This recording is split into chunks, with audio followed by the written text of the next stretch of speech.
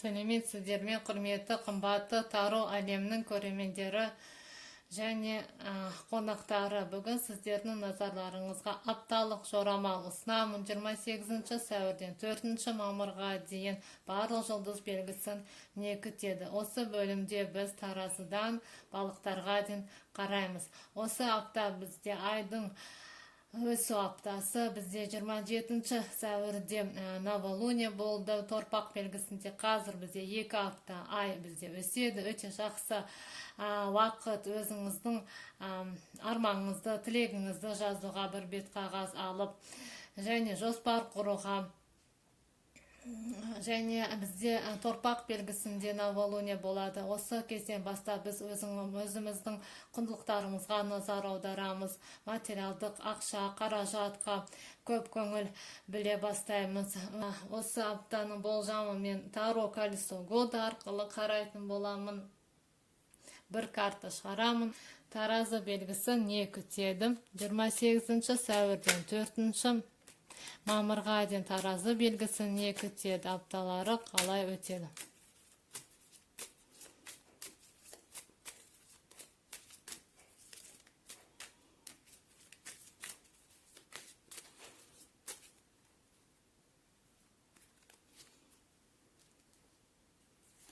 Қарайық бірге. Каналға тіркеліңіз, пікір қалдырыңыз, лайк басып отырыңыздар, құрметті көрермендер. Арнада мамыр айының болжамы бар. Барлық жұлдыз белгісіне өтіп қараңыз, өз пікіріңізді қалдырыңыз, өтініш. Сонымен таразы белгісін девятка чаш шықты. Өте жақсы карта, девятка чаш. Сіздің бір арманыңыз орындалады. Осы аптада бір тілегіңіз қабыл болады.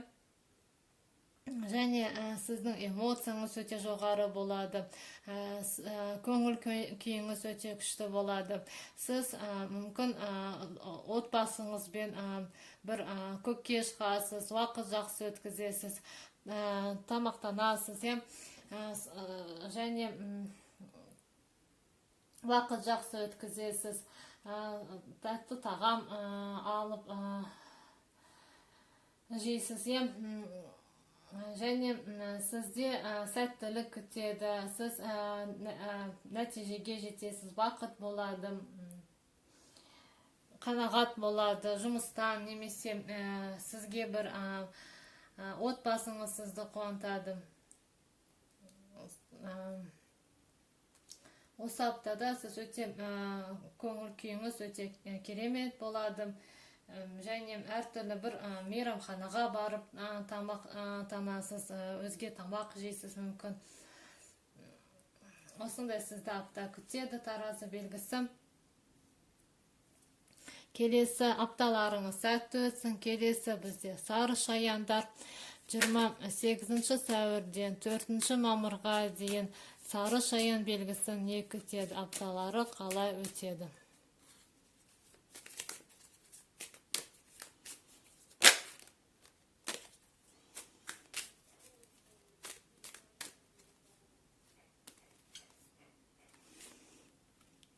Каналға тіркеліңіз, пікір қалдырыңыз, лайк басып отырыңыздар, құрметті көрермендер.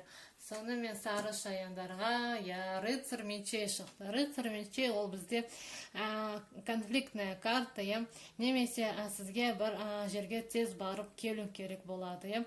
Осындай екі жағдай орын алуы мүмкін. Сізде біреумен конфликт болуы мүмкін, біреумен ұрсасыз, біреу сізге шабуыл жасайды, біреу сізді ұрысқа итермелейді, және сізге бір ауыр сөз айтады, ұрыс болуы мүмкін. Сондықтан абай болыңыз. Немесе бір күтпеген бір хабар, хат, смс келеді, сізге жолға шығуға тура келеді. Бір жылдам тез бір жерге бару керек болады. Осындай бір жағдай орын алады.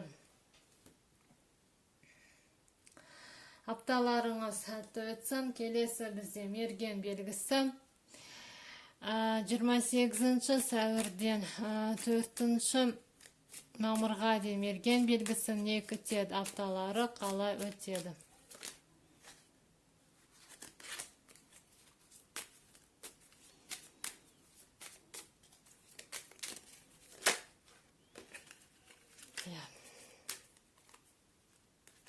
Қарайық бірге.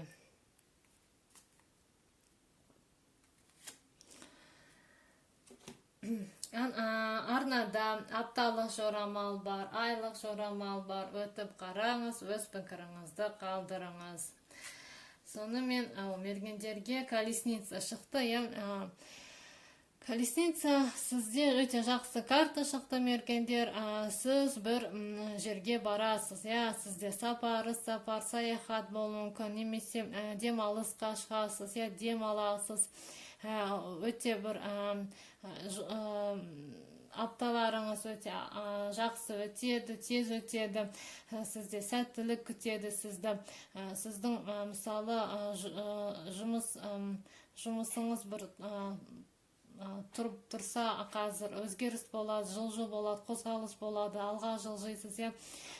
Егер көлік алғыңыз келсе, көлік аласыз, немесе көлік сатасыз. Осындай көлікпен байланысты көп сұрақтар болса, барлығы жақсы шешіледі. Өміріңізде жақсы жаңа кезең басталады. Бір проблема болса, сіз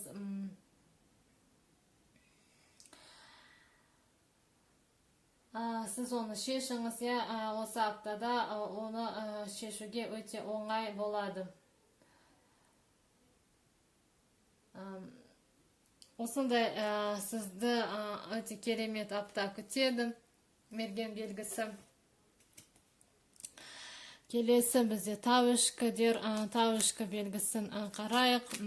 28 сәуірден 4 мамырға дейін тауышқы белгісін не күтеді, апталары қалай өтеді.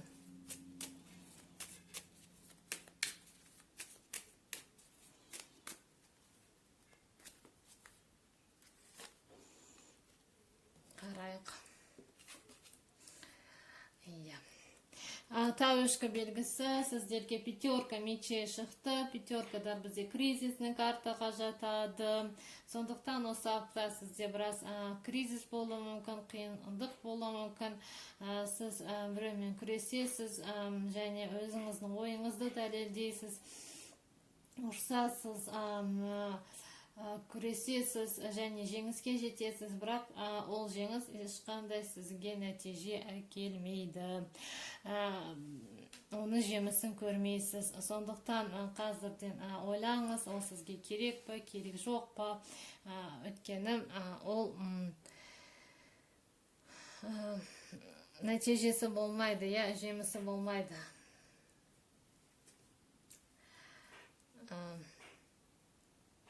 Сізде екі пятерка, қараңыз. Колоданың түбінде тағы бір пятерка пентаклі шықты. Қараңыз, сізде тауышқы белгісі, сіз мысалы біреуден ақша, мысалы ақшаны бермейміз, ақшаны сол кісіден тартып алып аласыз. Мысалы, бірақ аяғында ол ақша сізге мысалы ешқандай қанағат болмайды, ешқандай нәтиже келмейді. Бір, қалай айтсам, жемісі болмайды, сол ақшаның берекесі болмайды.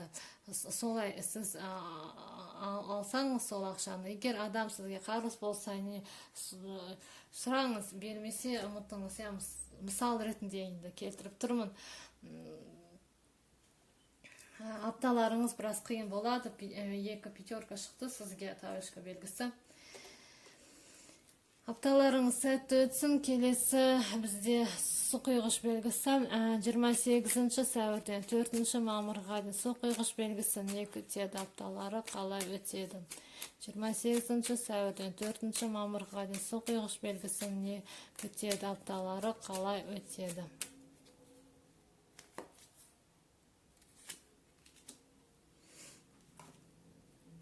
Қарайық бірге.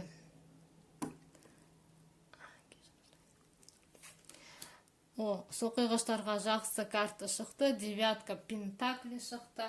девятка пентаклей, соқиғыштар, сіз осы аптада өзіңіздің жұмысыңыздың нәтижесін көресіз. Сіз осыға дейін көп жұмыс жасасаңыз, қазір соны жемісін аласыз, және көп жеміс болады сізде, көп табыс болады, материалдық жағыңыз өте жақсы болады, өзіңізге қымбат зат, тауар сатып ала аласыз, денсаулығыңыз өте тұрақты болады, өзіңізге қымбат дәрімен алуға мүмкіндік болады сізде. Осындай немесе бір жақсы жерге баруға, тамақтануға болады, қымбат киім алуға, жақсы бір жерде демалысқа шығуға, осыған барлығына сізде мүмкіндік туады. Апталарыңыз сәтті өтсін. Келесі бізде балық белгісі 28 сәуірден 4 мамырға дейін балық белгісі не күтеді, апталары қалай өтеді.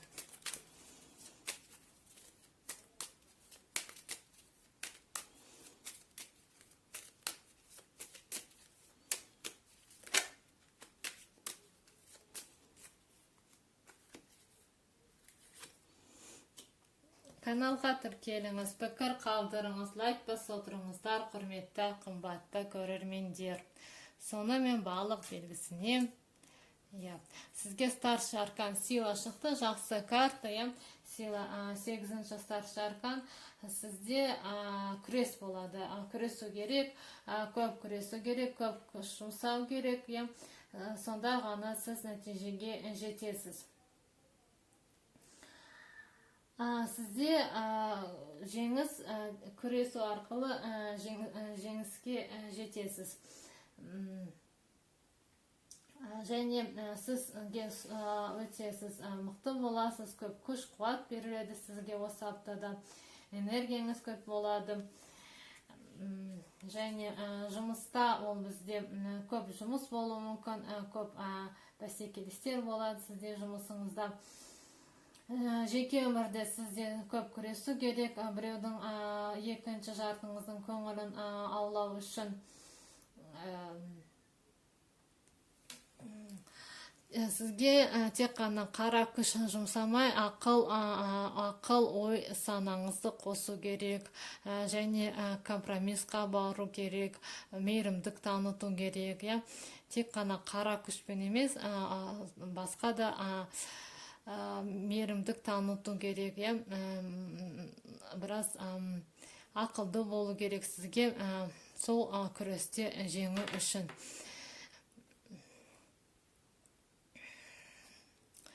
Және апталарыңыз сәтті өтсін, балық белгісі.